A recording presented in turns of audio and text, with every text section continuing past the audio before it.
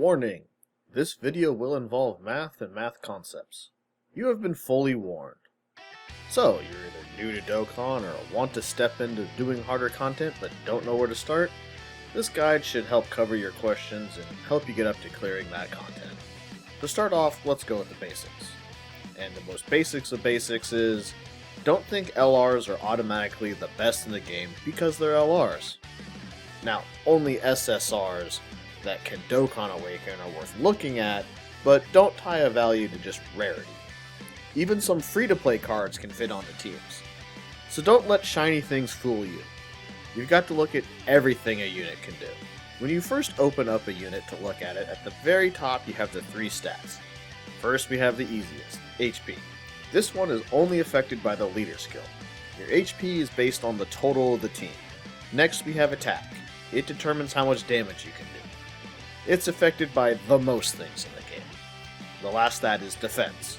Here we have the first math in the game. The basic way you take damage is the damage of the attack you were hit by, minus your defense.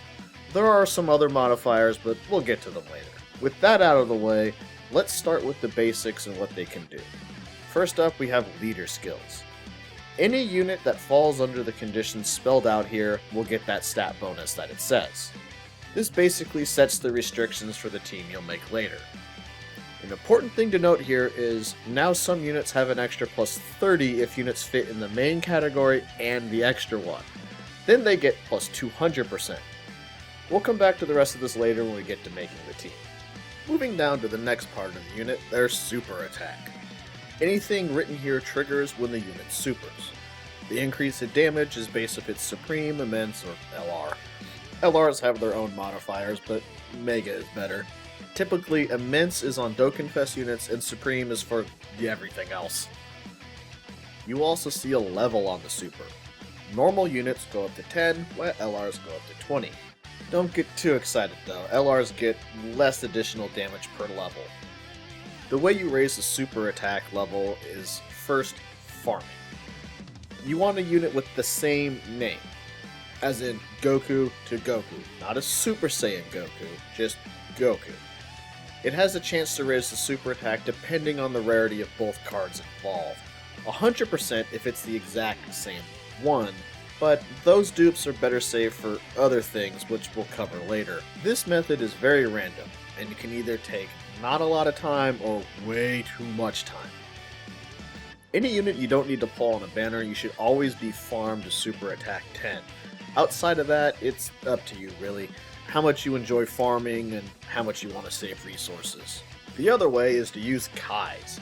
The bonus on these is they don't care about the unit they're being used on. The downside is they aren't freely farmable. And they come in 3 types. Dozing Kais, which have only a 30% chance of raising super attack but are fairly common. Grand Kais, which only work on certain types but are 100%. And Elder Kais, which are 100% on any unit. Clearly, the best here are the Elder Kais, with Grand Kais right behind them. Dozing Kais are the ones you should use first. Hell, you might want to use them before you even try farming. I would say that if you're low on Kais, then you should only use them on units you know you want to use. What I'll do is make a team and then work on powering it up. Regardless of how you decide to use your resources, you'll want a unit at their max in order to use them for challenging content. This now brings us to the core of a unit, their passive. Keeping things simple for the moment, we'll just focus on the basics here. To start off, we'll look at this Kale's passive. The first part is attack and defense plus 160% without any text after it is just shorthand for at start of turn. Basically, it will always be on. Also, this bonus is applied to what I call the phase 1 of a passive. The next part of our passive is attack and defense plus 60% when using a super. Just ignore the additional super part for the moment. This might not seem as impactful as the first part, but this stat bonus is part of phase 2. The last part of getting an additional attack and defense plus 160% when there's another Universe 6 ally goes on to phase 1. Now I'm sure you're wondering what these phases are. It has to do with how your total stats are calculated. Parts of the passive in the same phase are added together, while parts in different phases are multiplied together. In the case of this Kale, she gets 160 plus 160 for 320, which is then multiplied by that 60% to get a total bonus of plus 572% attack and defense. At this point, I need to make a very important point on percentages. When you have plus 100% to a stat, you need to remember that it's adding 100% or doubling it. So after you convert the percentage by moving the decimal point over left twice, remember to add 1 to both phases. This 1 represents the original stat value. So the full math of what we just did was, breaking this down fully, the first set of numbers represents phase 1 of the passive. So we have 1, which are Kale's base stats, then 1.6 from her start of turn, which we get from moving the decimal points of 160% over twice. Finally, another 1.6 from her other phase 1 bonus. The second set, we have Kale's original stats, plus the 0.6 from when she supers. After we simplify, we get, converting that back, you'd subtract the 1, which would be your original stats, and move the decimal points over in the other direction, and you get plus 572%. This is the main math that Dokkan uses for calculating your stats, so getting this down is pretty important to be able to estimate a unit's power. Once you have this down though, you're good. We'll come back to the other parts of a passive later though. For the basics of how links work, if there is a unit next to this one and they have the same links, they'll activate and you'll get the bonus it gives, barring any other conditions that it might have. This is the main way of figuring out how compatible units are with each other on a team. The more of these you can activate, the better as a general rule. They can also level up to a max of 10 with the effects getting better or adding new effects as they do. This will be far more important when we start looking at team building later. Next up, the Ki multiplier. This is a hidden stat that used to change a lot, but now not so much anymore. Modern units have a plus 50% at 12 Ki, and LRs get one of plus 100% at 24 Ki and plus 50% at 12 Ki. This only affects attack, so if you're doing your own calculations to estimate attack, you need this. Otherwise, you can just ignore its existence. That's it. The last basic part of a unit to cover are actives. These have a large number of effects. For example, on that Kale, it transforms her into a Super Saiyan 2 Kale. The transformation changes a unit to a whole new one with a new everything. As a quick note, transformations can also be passive and trigger automatically. The other main types of actives are attacks that do damage, rage forms which make you invincible as long as they're active, and stat bonuses. Standby is similar to actives, but they tend to do temporary changes. There are also domains, which at the time of this recording are fairly new. The key thing about actives is you get to select when they are used. There are way too many effects and strategies on using these to tell you exactly how to use them. When we go over examples of teams later, I'll give off a few examples though. So those are the basics of what a unit can do. Moving on to something a bit more advanced is the hidden potential system. This is where you will spend duplicates or dupes of units you pull to make the one you have more powerful. The general power of that unit is measured in a percentage. This percentage is a measure of how much of the potential system you've unlocked of that character. If you get this to 100%, the star on the character will change to be a nice shiny rainbow one. That unit is now considered to be rainbowed. The opposite is that a unit without any dupes would be at 55%. What do you get out of this system though? Well, to get anything here, you first need orbs. You get these primarily at first by doing the daily orb stages. The rest of this will assume you have enough orbs to activate all your nodes. Without a dupe, you have no choices to make here. You will get your first skill, critical hits, additional, or evasion, depending on your type, as well as plus 2,000 to all your stats. You will also gain increases to your type advantage both offensively and defensively, more super attack damage, and healing more from picking up matching key orbs. While all of this is nice, and very important to do, the real impact comes from when you have a dupe to unlock one of the gates to further explore a path. Always unlock the lower right one first. There is no reason not to do this. It gives you the most stat increases and skills out of the other paths. This is why even a single dupe can drastically increase the power of a unit.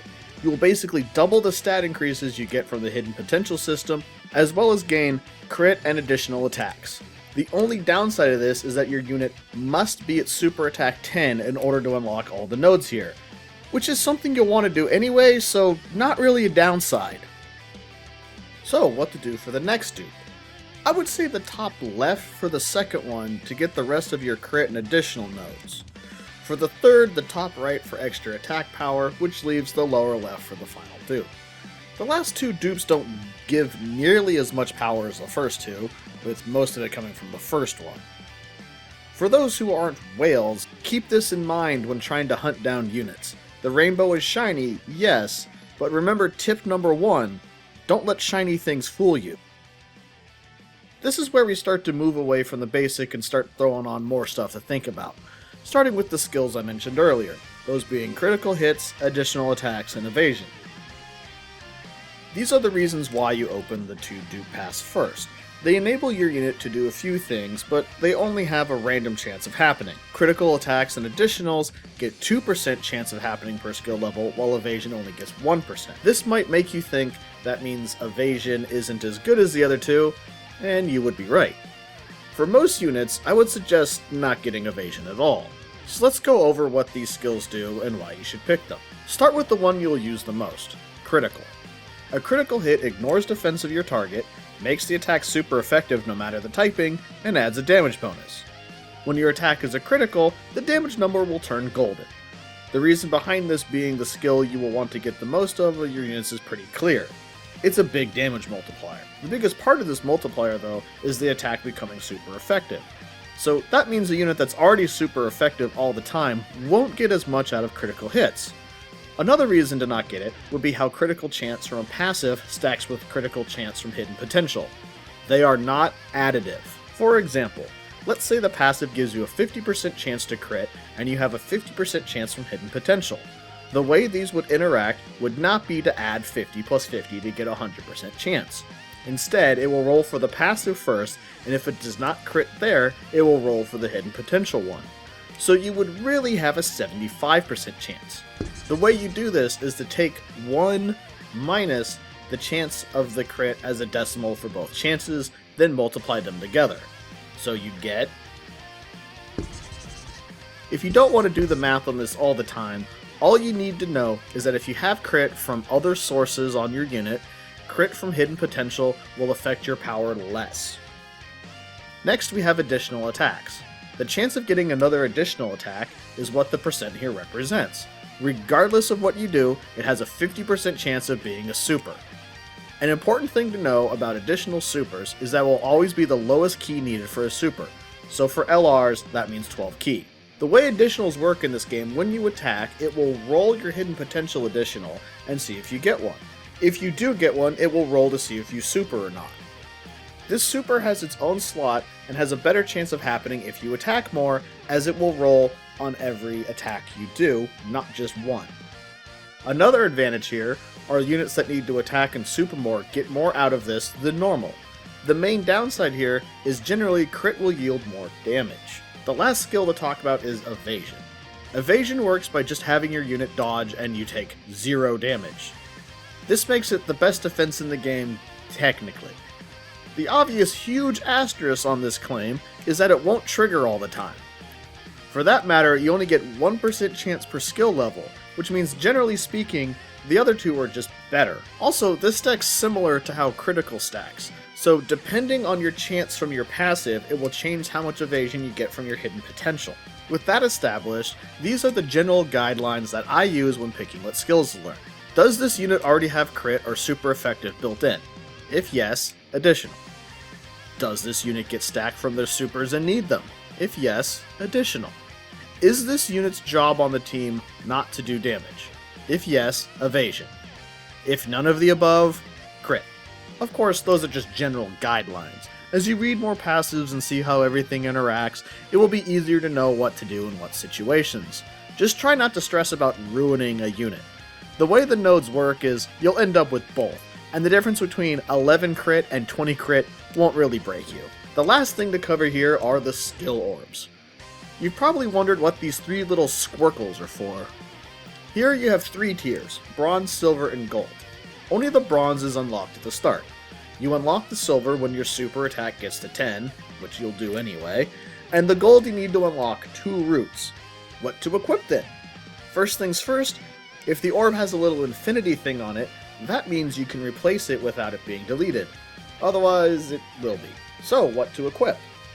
I find focusing on raw stats to be the best way to go.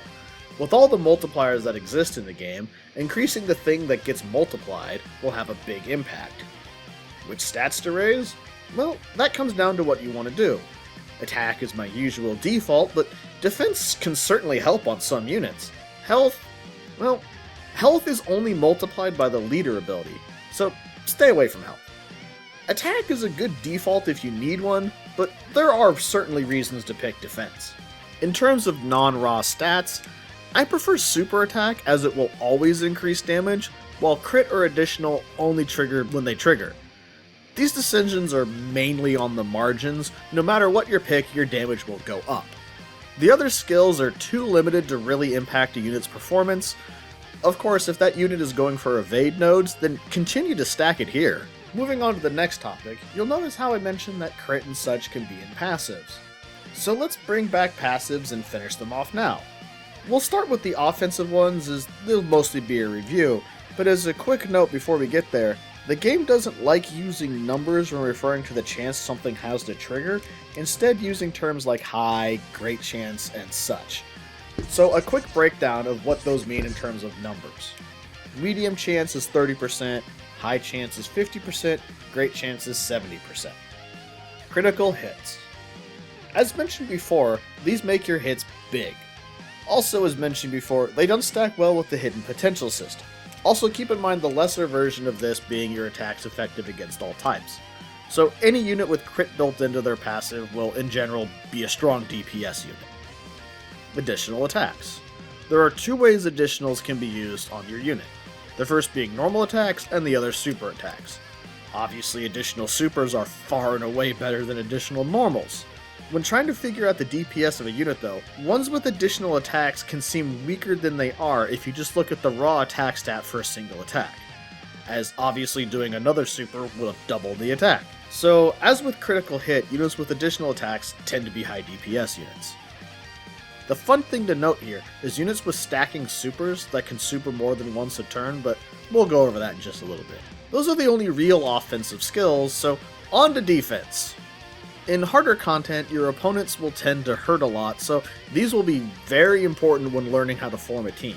Guard. So you know when you have type advantage and get hit and reduces the damage taken? That's a weaker version of a guard. A true guard, which this skill is from having a full type bonus. While you might think there are only 5 types in the game, there's actually 15. Those super and extremes that get added when you Z-awaken a unit aren't just for show. Full disclosure, I don't know the numbers on these next parts exactly, but knowing they exist will still help.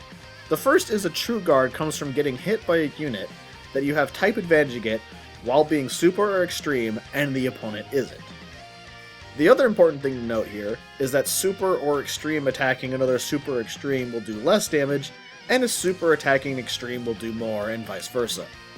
The last 2 don't seem to be that big of a difference in my experience. Stuff will still hurt, but it's worth noting. With that out of the way, having a unit that says guards all attacks means the true guard.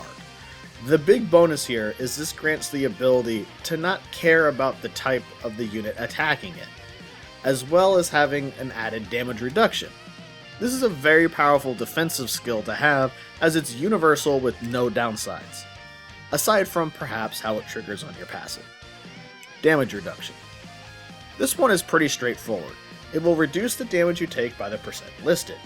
The most important thing to note here is that a damage reduction that goes over 50% is when the unit will start to be able to take a lot of damage. Percents like 30% aren't really that powerful. It will help, but without type advantage, don't expect them to be able to take much. This makes damage reduction trickier than guard, but make no mistake, it can very much allow a unit to take a punch a lot better. Evade. And here we have the strongest defensive skill, technically, since it is based on RNG. So depending on how lucky you're feeling and how high the percentage of the skill is. The plus side of evasion is you take 0 damage. no chip damage, or debuffs from supers. It's like the attack never happened. Due to it using RNG, it isn't as consistent as the other two options, but depending on the chance of the evade triggering, it can still work consistent enough. There is another version of evade called Nullify. This is similar and can more or less be seen as the same thing. The main difference here is Nullify will still work even if the enemy disables evasion. And a quick note, there is a Nullify encounter, which is just, you stop the attack and attack the enemy. Revive. Not many units have it, so I didn't bring it up before. Also, the conditions are always spelled out on the card itself, so be sure to read them carefully. Apart from that, you can only activate one revive in a fight, even if you have multiple units that can revive. A very important thing to know when looking at all of this is just how exactly damage is calculated. Now, there is some RNG here, so I won't go over that exactly, but the principle is really what you need to know. And that is the enemy attack has a value, which is then compared to any damage reduction or guard you might have, then just subtracted by defense. So a unit's raw defense will always be a factor, but you can get away with less of it if you have a high enough damage reduction. The last part of defense is that it does one other thing on top of stopping damage. The amount of healing you get for picking up the same type orb you get is based on your defense, so higher defense means more healing. As you look at passives, you'll see that there are a vast amount of triggers for activating skills or even more stats. So many, in fact, that I can't go over all of them here. If you remember the Phase 1 and Phase 2 parts of a passive from earlier, let's quickly add on to that now. For skills, they will be independent of this as they do not directly influence stats. As there are so many conditions for stat though, here's a way of looking at them to tell if they would be Phase 1 or Phase 2. Now, exceptions exist, but in general, if the part of the passive would trigger without you having to do anything after battle has started, it will be Phase 1. If it requires something to happen in the battle, it will be Phase 2. With all of that, you can now look at a passive and get an idea for what that unit will be good at, what its shortcomings would be, and how to build a team around it. To finish up everything on passives though, let's look at the passives for this LR Super Saiyan Goku. It starts with Ki plus 5 and attack and defense plus 159%. Then we have attacks effective against all types and defense plus 59% within the same turn after getting hit.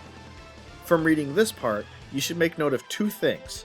After he gets hit, his offense and defense will increase. The only way to make use of the offensive part of that passive is if he's in slot 1. The next part of his passive is the Ki plus 1 up to plus 5, and attack plus 10% up to 59% with each attack received. This further reinforces him wanting to get hit. Then we have guards all attacks when HP is 60% or more. And here we have what we have been waiting for. Being a unit that wants to get hit is one thing, but having part of the passive that allows him to do it without taking large amounts of damage is another. Luckily, he has guard here for that. The HP restriction could be a problem, but the next part of his passive covers up for it. That is, if your HP is 59% or less at the start of turn, revive with 59% HP if you die on that turn. Guards with a high chance of doing a critical starting from the turn in which this revive activates. So on the turn in which he wouldn't be able to guard, he will die, come back to life, and then just have guard on, as well as a chance to crit, meaning he wouldn't need to be pressured to be in slot 1 after that. Looking at the whole passive then, you get a unit that wants to get hit, can take a hit, and has built-in damage increase. In other words, a solid passive. To quickly finish off the parts of the unit that we didn't before, there isn't much to add to the leader ability, aside from don't be afraid to use a unit that will only have the 170% leader ability if the unit itself is solid and won't need the extra stats to do its job. As for the super attacks, there's a bit to cover here. Most supers have additional effects other than just the damage that it does. It can raise your attack and defense, debuff the enemy attack and defense, and do things such as stun or seal the enemy super.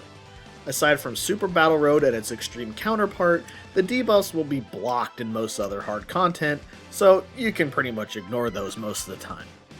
Also, lowering enemy defense doesn't matter, but that's a whole other topic. So that leaves us with raising attack and defense. Similar to chance-based events and passives, they don't like using the exact percentage here. Sometimes they do, but not often. So real quick, raises is 20 or 30%, greatly raises is 50%, massively raises is plus 100%. The next part is the time limit on how long these stat buffs last. They do give the numbers here, so there's not that much to say other than just remember the turn counters still go on even when that unit is not on rotation. The most important thing here is though, if there's no turn number given, that means it will last all fight. Technically it has a term limit of 99, but unless you're trying to hit that, just think of it as a permanent increase. The last part of super attacks is exactly where those bonuses go in terms of calculating your stats. As there is an attack multiplier here, super attack increases get added on there.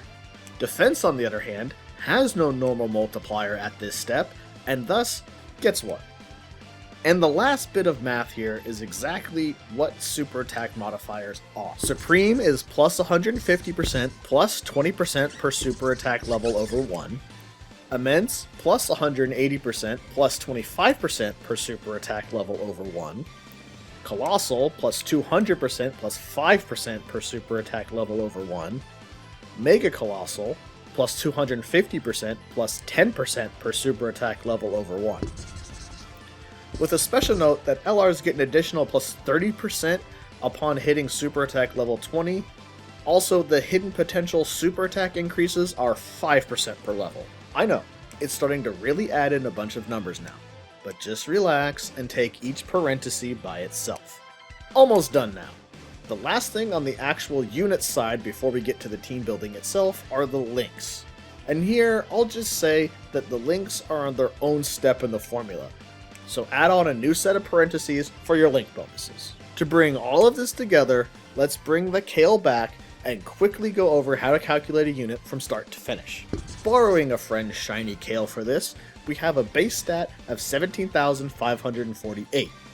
The first thing that happens is it gets multiplied by the leader ability. Next, we put in the phase 1 parts of the passive. Parts of the passive that give stats to other party members go in phase 1. So this is how you calculate how a support works. Lastly, for this first part, we have the links. After picking up key, we then add on the key modifier. Then we have the final step of the super attack. As you can see, Dokkan rounds super weird. It seems to floor every step except the key modifier. So don't worry if your answer is off by a little bit, you only need to be about 95% accurate to get a rough estimate you need for a prediction of how the unit will perform. And that's it for unit power. I know it's a lot to take in all at once, but there's no rush, and once you've broken down a few characters, you'll be able to judge things pretty quick. The first thing to do when making a team is scout the event you're trying to beat. The important thing here is to note how many phases there are going to be and what types you'll be fighting against. Shorter event means you won't have time to stack up units that favor long fights, so they won't work as well. On the other hand, units that have term limits to their power will have a better chance of having their power not fall off. The typing is also important. Not all units will be able to block attacks or have super effective attacks. If a unit is able to stack up, it might not be an issue if they run into their bad type matchups later, or if you need a unit to transform first, having a bad matchup early would mean it would be harder for them to stick around and transform. So having these things in your mind before you even start looking at units will let you know what strengths and weaknesses to look out for when forming your team. Before we get to the team building, there's a few terms we should go over so you know what to look for. These are going to be the roles that you need to fill in for your team. The main rotation. The main rotation are the units that will form the backbone of your team. They will fight every other turn. What you want to look for here is to have a slot 1 and a slot 2 unit. So what are those? Slot 1 unit. Aside from AoE attacks, which are common, only the slot 1 unit can be attacked before attacking themselves. This means units that need to attack to gain their defense first are not good here. Units that can guard or have high damage reduction are good choices. As for slot 2, you can put the units that need to attack first there, floater. The last unit on rotation will go in the 3rd slot, and it won't show up for 3 turns. So these don't need to be as strong as the main units. You can get away with some weaker units here, if they serve some purpose. Mainly support for the main rotation. You can also put units that work on the team but aren't strong enough for the main rotation here as well. Whatever you do, keep in mind that units here won't get to attack so often. Stacking units beware. Now that you've done your scouting and you know what roles you're looking for, let's get to the team building itself. The first thing is you need a leader. What to pick here? Well, something that will get your team to plus 200% stats. There's nothing else really. You just gotta pick either a category or unit that you want to use and build a team around it. As you're going through units and picking out what your main rotation and such, remember that you'll have a friend unit on your team as well. So if you're going to use them on the main rotation, keep that in mind. The other thing you'll need to keep in mind is what links the units have. You'll want to have as many links as you can get, but it isn't needed. In general, aim to get 4 links. Also, level up the link. So, what sorts of units are you looking for? The first thing you need to understand is that these events hurt. A lot. Don't underestimate how much they can hurt. So figuring out how your main rotation will survive is one of the things to figure out. Keep in mind that you'll usually have at least one item to use.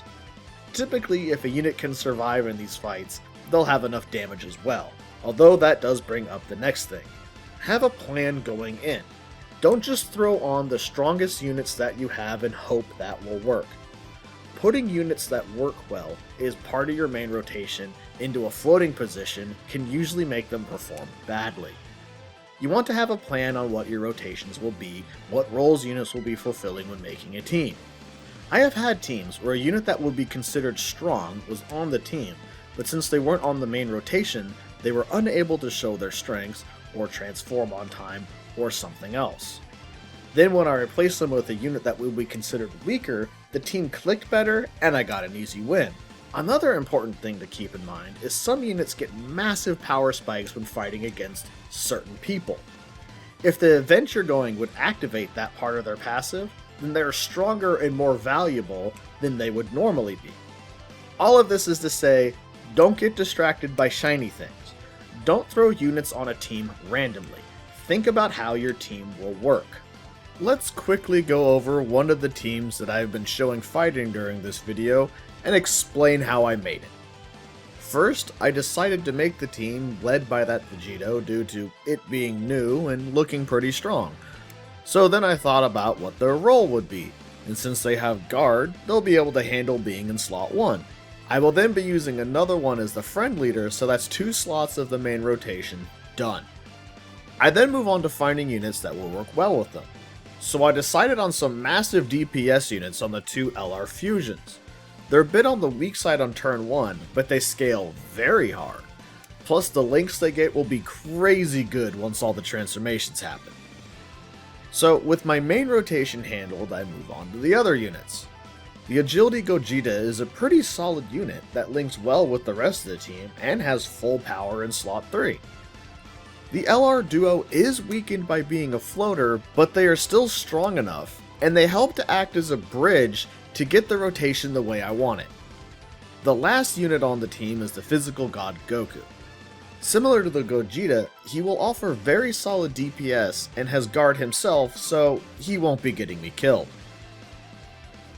As for the team plan, we have the Agility Blue Vegito in slot 1, with either the LR Vegito or the LR Gogeta. The important thing here is I do need to lose a certain amount of health before turn 5, so the Blue Vegito fusion happens. But with the weakness of the other 2 LRs with them, it's pretty often that I will take that 30% damage. Then once all the transformation starts happening, the enemy just dies from all the damage this team deals. The next part is item use. Some of these events you'll be given items to use. Usually take a Whis. The damage reduction can really help units survive, plus it lasts for 2 turns. As for how to use it, that depends on your team. If it's one where it falls off later in battle or doesn't scale up to the damage in phases can dish out, save it. On the other hand, if you've got a team that scales hard, but is weak early, don't be afraid to use it on turn 1. Items are part of what you're given to clear a stage. Make your team with them in mind. They can give you to cover a unit's weaknesses. Just remember that you're limited on them. As you see how a team works more, you'll get a better understanding of how to use items efficiently. Which brings us to the last part. Losing will happen. Even if the team is able to clear the event, RNG can just screw you over. Sometimes you just get a bad starting rotation. It happens. Other times you can get your unit sealed in bad places, or stunned, etc., etc. The important thing is to think about why the loss happened. Did you need to save or use your items differently? Is one unit not pulling off the job they were put on the team to do? As an example of this, I ran a team with the LR Vegito and the GT Goku and Super Saiyan 4 Vegeta. This seemed like it would work, but as it turned out, the revive from the Goku and Vegeta was healing me too much health and not allowing the Vegito to fuse in time. This meant that since they were left without guard, I kept dying. So I replaced the GT Duo cards with the God Goku and got a clear on the next run. This is why looking at why you lost is important. The unit getting you killed might not be the one that took the fatal hit. So to bring all of this together, first scout the event you're trying to clear. This will help you know what types you're going to fight and who. Next, pick a team to make however you're going to go about it. Next, make a team thinking of the roles each unit will have and the general strategy you will be running. With all of that in mind, you should be able to make a team that can get it clear. If you made it this far, then I hope you learned something, and good luck on your fights.